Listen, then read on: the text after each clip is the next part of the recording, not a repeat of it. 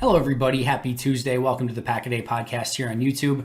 My name is Andy Herman. You can follow me on Twitter at Andy Herman NFL.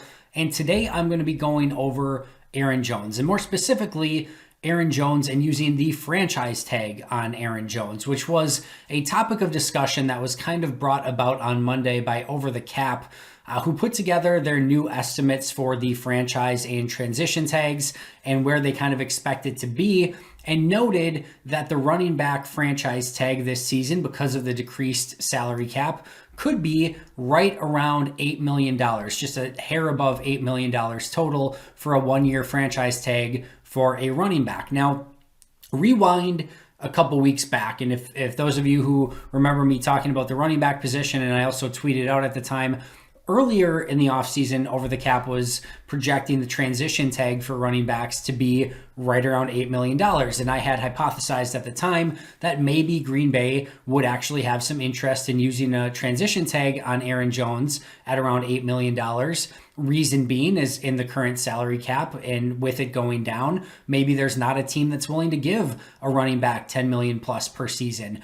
And if that were to be the case, maybe Jones takes an $8 million deal and comes back to Green Bay for 1 year and would become an unrestricted free agent again next year, hoping to cash in when the cap hopefully goes up a little bit more. That was my thought process at the time. However, Over the Cap comes out with their new structures, and it looks like the franchise tag is going to come in around $8 million. The transition tag will be less than that, but the transition tag then being less than that makes it almost a moot point, because if Green Bay puts the transition tag on Aaron Jones at anything less than $8 million, some team is obviously going to offer more than that. Green Bay probably doesn't match, and Aaron Jones is gone. So that leaves the franchise tag as the really interesting proposition here for both the Packers as well as Aaron Jones. So let's look at why, first of all, this might be something that would interest Brian Gutekunst and the Green Bay Packers.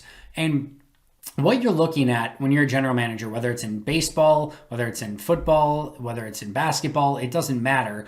What you're looking for is market inefficiencies. You're looking for a way to take advantage of something because there's no perfect way to build a team, and you've got to stay a step ahead and find a way to take advantage of something that the system is set in place that gives you one up maybe on other teams. Well, the franchise tag at times can be used that way, but specifically this year, with the running back tag specifically being at $8 million, there's an opportunity potentially for Brian Gutekunst to take advantage of a market inefficiency. So look at it this way. Over the Cap also valued Aaron Jones at about a 4-year, $44 million deal for him this offseason. That's around what they're expecting him to get this upcoming offseason in free agency. That's considering the cap taken into place and everything like that. So 4 years, $44 million, about $11 million per season, plus long-term deals, plus guarantees, etc. We've seen running back long-term deals not turn out well at all. They almost all go bad. So those are generally risky propositions in and of themselves. But with a 1-year, $8 million franchise tag, you're kind of getting the best of all worlds, and that's taking advantage of a potential market inefficiency and something that Brian Gutekunst could take advantage of. So you're saying that instead of paying $11 million per year over a 4-year deal where there's plenty of risk involved and a lot of guarantees, you can get Aaron Jones at only $8 million for 1 year, $3 million less on what he should get on a per year basis. And again, not taking any of the risk on a long-term deal. He just turned 26 years old. You're getting him in the prime of his career. He would pair perfectly well with A.J. Dillon in the backfield. You're not expected to pay anyone else on this running back roster any amount of money. If you bring Aaron Jones back, you're certainly not bringing back Jamal Williams. So that leaves A.J. Dillon, maybe a Patrick Taylor, maybe a Tyler Ervin, someone like that. You're not paying anyone else at the position, so maybe you can have a little bit more leeway there. So it makes some sense here that you're potentially getting Aaron Jones at not a bargain basement rate, but certainly a much better bargain than any other team in the NFL could possibly get him for. And if his going rate is $11 million per season and you get him at 1 year, $8 million, that has to be something that you at least consider and think about.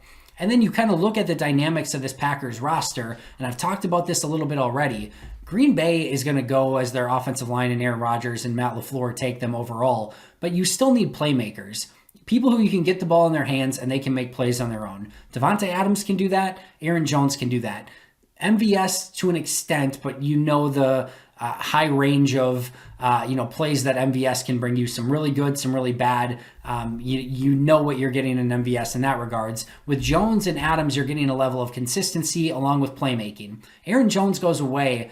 A.J. Dillon will provide a steady hand at the running back position. I'm not sure he's the same level of playmaker that Aaron Jones has been. So you're losing something in the offense because you don't know exactly what you have on this team besides Devontae Adams when it comes to a pure playmaking standpoint. So all of those things combined lead me to believe that a 1-year, $8 million deal for a 26-year-old Aaron Jones in his prime who pairs perfectly with A.J. Dillon on a team that needs more playmakers could make some sense.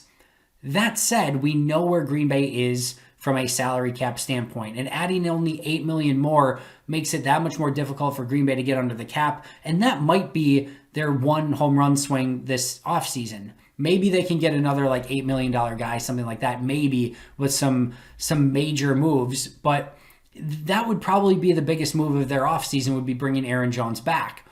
And if you're thinking of a J.J. Watt or a playmaker on defense, a Corey Linsley, signing Aaron Jones to that franchise tag might eliminate that possibility. I want to look at this another way as well, because I think Ken Ingalls on Twitter brought up a really good point as well.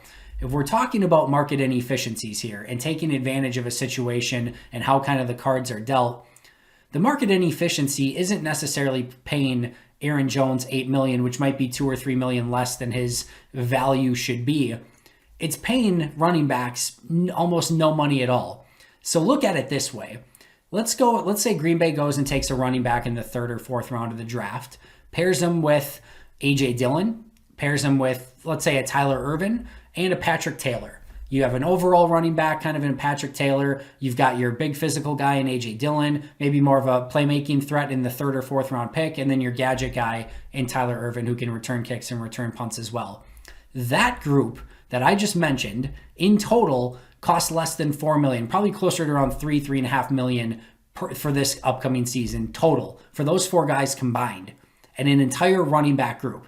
And when you're paying Aaron Rodgers and Devontae Adams and David Bakhtiari and Kenny Clark and Zadarius Smith and Adrian Amos and eventually Jair Alexander, and you're paying all these huge contracts, you have to figure out ways to undercut another position and still be a good football team. And running back makes so much sense this upcoming season to be that position. And paying A.J. Dillon $800,000-ish and a 3rd round pick, 4th round pick, near no money, and Patrick Taylor, as well as Tyler Ervin, those guys on minimum deals, that's how you take advantage of a market inefficiency and get away with still a solid running back group that can probably do everything that you need it to do without having to pay quite as much money, and then bringing in a Corey Linsley or a J.J. Watt or another type of player of that ilk, because that you didn't pay Aaron Jones an $8 million deal on a franchise contract. So I can see both sides of this. I do also think that there is one other option here, and maybe within that option there might be 2 different paths. I know that it's technically frowned upon by the NFL that you can't tag someone to specifically trade him, but we've seen it happen in the past. And just because you tag them, and sign them doesn't mean that you can't trade them a week later. There's ways to kind of get around that.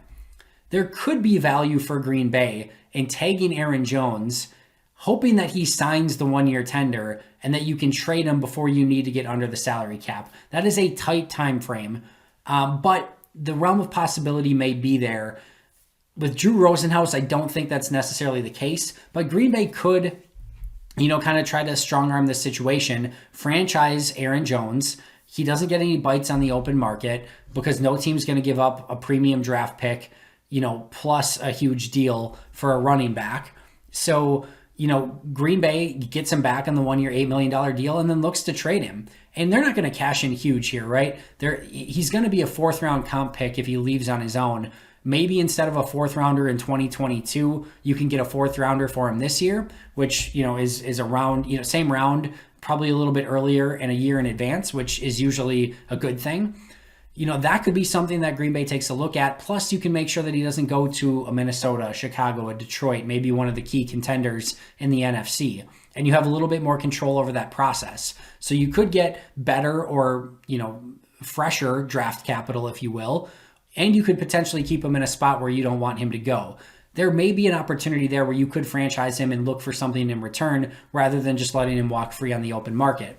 As I was mentioning with Drew Rosenhaus, another situation that could play its hand if Green Bay did decide to franchise Aaron Jones is Drew Rosenhaus and Aaron Jones could not take that very nicely, if you will. They could not be too happy about that. And they could threaten to, sit out the season. It could get ugly very fast. And because of that, maybe they just rescind the tag. Maybe they say, you can go and look for deals on the open market. But again, that's sort of frowned upon by the NFL. And maybe you're not doing the best by Aaron Jones in that situation, and maybe that's not a road that you would want to go down. And if you're thinking of this, if you're Aaron Jones and you just hired Drew Rosenhaus as your agent, you're looking as a running back at age 26. This is the time for Aaron Jones to get paid. I can't imagine that Drew Rosenhaus and Aaron Jones are going to be too happy if that franchise tag is placed on them. Now, that's business, right? I'm not saying Brian Gutekunst shouldn't do it, but with Drew Rosenhaus in tow, that could be something that gets uglier sooner rather than later and doesn't have a lot of great avenues for finishing off the right way. In the end, when all is said and done, I think the more logical conclusion here is that Green Bay simply lets Aaron Jones walk, get a big contract in free agency, and picks up their 4th round pick in 2022 as a compensation pick. I don't think tagging him necessarily has the value that it thinks. I think paying A.J. Dillon and whatever band of running backs they put together around $3 to $4 million per year is actually a much better way to put together this team in 2021 with the financial situation that they're in.